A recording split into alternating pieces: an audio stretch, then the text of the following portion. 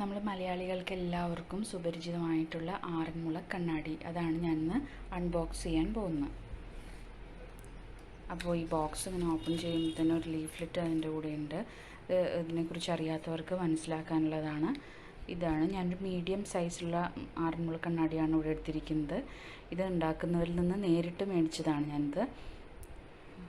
ഇതിനുള്ളിൽ ഇതുപോലൊരു cloth, soft cloth വെച്ചിട്ടുണ്ട്. അത് വെച്ച് നമുക്ക് ഈ ബ്രാസ് സൈഡ് എല്ലാം ഇത് വെച്ച് നമുക്ക് തൂത്തെടുക്കാം. നമ്മുടെ കൈയുടെ പാടുകളോ അങ്ങനെ എന്തെങ്കിലും ഉണ്ടെങ്കിൽ നമുക്ക് ഇത് വെച്ച് തൂക്കാം. നല്ല വെയിറ്റാണ് ഇതിന്. നമ്മൾ കയ്യിൽ പിടിക്കുമ്പോൾ തന്നെ ഇത്ര ചെറുതാണെങ്കിൽ പോലും, മീഡിയം സൈസ് ആണെങ്കിൽ പോലും നല്ല വെയിറ്റ് ഉണ്ട്. ഇതിന് വലുത് കുറച്ചുകൂടെ ഹാൻഡിൽ ചെയ്യാൻ ബുദ്ധിമുട്ടാണ്. നമുക്ക് ഷോ പീസായിട്ട് വെക്കാം, പൂജാമുറികളിൽ സ്ഥിരമായിട്ട് പെർമനൻ്റായിട്ട് വെക്കാം. ഇതാകുമ്പോൾ നമുക്ക് അഷ്ടമംഗല്യത്തട്ട്, ഹിന്ദുക്കൾക്ക് എല്ലാവർക്കും അറിയുന്നതായിരിക്കും. അഷ്ടമംഗല്യത്തട്ട് നമ്മളുടെ കല്യാണങ്ങൾക്കും ഗൃഹപ്രവേശം പോലുള്ള കർമ്മങ്ങൾക്കെല്ലാം ഉപയോഗിക്കുന്നതാണ്, താളത്തിൽ വെക്കുന്നതാണ്. അപ്പം അങ്ങനെ വെക്കുമ്പോഴത്തേക്കും ഇത് ആകുമ്പോഴത്തേക്കും കുറച്ചുകൂടെ കൈകാര്യം ചെയ്യാനായിട്ട് കംഫർട്ടായിരിക്കും. അതുകൊണ്ടാണ് ഞാൻ ഇപ്പോൾ ഇത് കാണിച്ചത്. ഇനി അതിൻ്റെ കൂടെ ഞാൻ ഇതുമായിട്ട് കവർ ചെയ്യാതെ വെച്ചിട്ടുണ്ടെങ്കിൽ ഇത് ബുദ്ധിമുട്ടാണ്. അതുകൊണ്ടാണ് ഞാനിങ്ങനെ വെച്ചത്. ഇതുപോലൊരു കിഴി പോലെ ചെയ്തിട്ടുണ്ട്.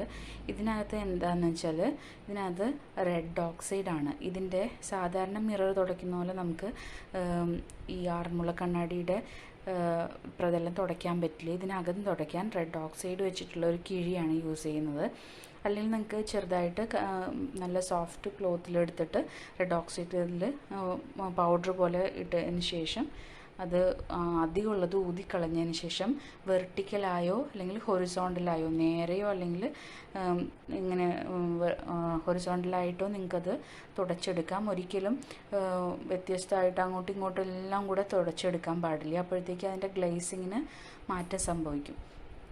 സാധാരണ കണ്ണാടികളിൽ നിന്നും ആറന്മുള കണ്ണാടി എങ്ങനെ വ്യത്യാസമാകുന്നതെന്നുണ്ടെങ്കിൽ ഇതിൻ്റെ മേക്കിംഗ് തന്നെയാണ്. അത് വളരെയധികം ഒരു ട്രേഡ് സീക്രട്ടായിട്ട് അവരിപ്പോഴും കീപ്പ് ചെയ്യുന്നത്. ആർക്കും അറിയില്ല, അവരുടെ ആ തലമുറയ്ക്ക് മാത്രമേ അറിയുള്ളൂ.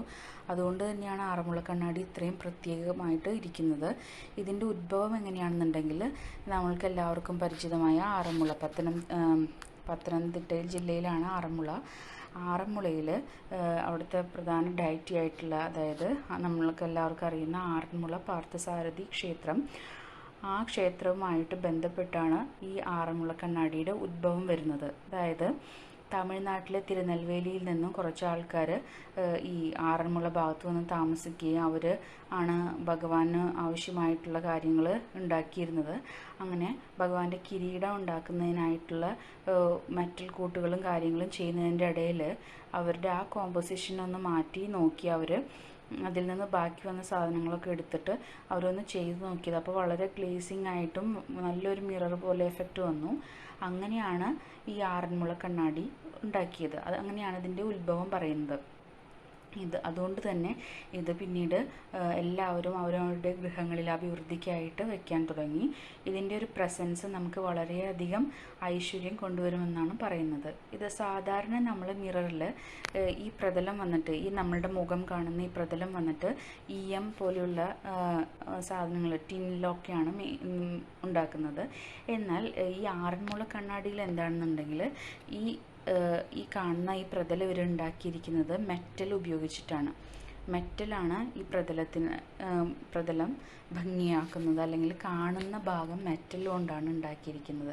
മെറ്റലർജിക്കായിട്ടുള്ള സംഭവം. അതുകൊണ്ട് തന്നെ ഇതിന് സവിശേഷതയേറെയാണ്. ഇതിന് ഭാരം കൂടുതലാണ്.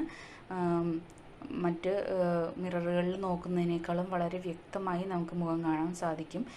വളരെ കുഞ്ഞതായിട്ടുള്ള, അതായത് ഇതിനും താഴെയുള്ള സൈസ് എടുക്കുകയാണെങ്കിൽ അതൊരു നമുക്ക് മുഖം മുഴുവനായി കാണാൻ പറ്റില്ല. ഇതിലാണെങ്കിൽ നമുക്ക് നമ്മളുടെ മുഖം കാണാനായിട്ട് സാധിക്കും. മുഖം മുഴുവനായിട്ട് ഇത് കവർ ചെയ്യും. ഇതിന് വലുതാണെങ്കിൽ നമുക്ക് അങ്ങനെയും യൂസ് ചെയ്യാം. അപ്പോൾ ഇതാണ് ഞാൻ നിങ്ങളെ പരിചയപ്പെടുത്താൻ ഉദ്ദേശിച്ച ആറന്മുള കണ്ണാടി. അൺബോക്സ് ചെയ്തതാണ് ഇപ്പോൾ നിങ്ങൾക്ക് വേണ്ടിയിട്ട്. ഇനി ഞാൻ ഇതിന് കൊടുത്ത വില എന്ന് പറഞ്ഞാൽ ഇത് ഹാൻഡ് മെയ്ഡ് ആയിട്ടുള്ളത് കൊണ്ട് തന്നെ ഇതിന് നല്ല റേറ്റും ഉണ്ട്. ഇതിൻ്റെ ഓരോ കാര്യങ്ങളും ഇവർ കൈകൊണ്ട് ചെയ്യുന്നതാണ്. ഇതിൻ്റെ സൈഡ് ശ്രദ്ധിച്ചാൽ നിങ്ങൾ കാണാം, ഈ മെറ്റൽ ഘടിപ്പിച്ചിരിക്കുന്നത് നാച്ചുറലായ സംഭവം വെച്ചിട്ട് തന്നെയാണ് ഘടിപ്പിച്ചിരിക്കുന്നത്. അതുപോലെ ഈ എഴുത്തുകളാണെങ്കിലും ഹാൻഡ് മെയ്ഡാണ്. അതുകൊണ്ട് ചെറിയ ചില പെർഫെക്ഷൻ കുറവുകൾ നമുക്ക് ഡിസൈനിങ്ങിൽ കാണാം.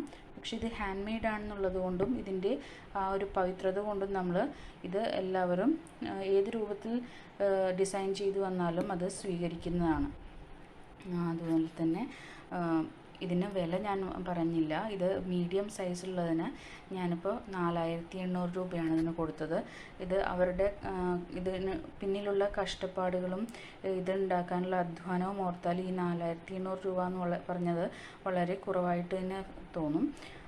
അതിന് ചെറുതും വേണമെങ്കിലുണ്ട്. നമുക്കൊരു ഷോ പീസായി മാത്രമാണെങ്കിൽ ഒരു ചെറുത് കിട്ടും, അതിന് ഇതിലും വില കുറവാണ്. പക്ഷെ ഞാനിതാണ് കാണിക്കാൻ ഉദ്ദേശിച്ചത്. അപ്പോൾ ആറന്മുള കണ്ണാടിയും മനസ്സിലായി എന്ന് വിചാരിക്കുന്നു. നിങ്ങൾക്ക് താല്പര്യമുള്ളവർക്കെല്ലാം ഇത് വാങ്ങി വീടുകളിൽ സൂക്ഷിക്കാവുന്നതാണ്. പൂജാമുറിയിലോ വീടുകളിലോ സൂക്ഷിക്കാവുന്നതാണ്. നമുക്ക് കണിയൊരുക്കുമ്പോഴും അല്ലെങ്കിൽ ഒരു ഐശ്വര്യദായകമായിട്ടുള്ളൊരു ഫംഗ്ഷന് സുഹൃത്തുക്കൾക്കോ ബന്ധുക്കൾക്കോ ഗിഫ്റ്റ് ചെയ്യുന്നതിനും ഈ ആറന്മുള കണ്ണാടി ഉപയോഗിക്കാം. അപ്പോൾ ഇത് ഞാൻ നേരിട്ട് ഉണ്ടാക്കുന്ന സ്ഥലത്തു നിന്ന് മേടിച്ചതാണ്. അങ്ങനെ ആർക്കെങ്കിലും താല്പര്യം ഉണ്ടെങ്കിൽ കമൻറ്റ് ബോക്സിൽ പറഞ്ഞു കഴിഞ്ഞാൽ നമ്മളത് ഡയറക്റ്റായിട്ട് എത്തിച്ചു കൊടുക്കാൻ ശ്രമിക്കുന്നതാണ്. ഓക്കെ, അപ്പോൾ ഈ വീഡിയോ ഇവിടെ നിർത്തുന്നു. ഈ അൺബോക്സിങ് നിങ്ങൾക്ക് വളരെ ഉപകാരപ്പെട്ടെന്ന് വിചാരിക്കുന്നു. അപ്പോൾ ഇഷ്ടപ്പെട്ടു കഴിഞ്ഞാൽ നിങ്ങളിത് സബ്സ്ക്രൈബ് ചെയ്യുക, എൻ്റെ ചാനൽ ലൈക്ക് ചെയ്യുക. Okay, thank you.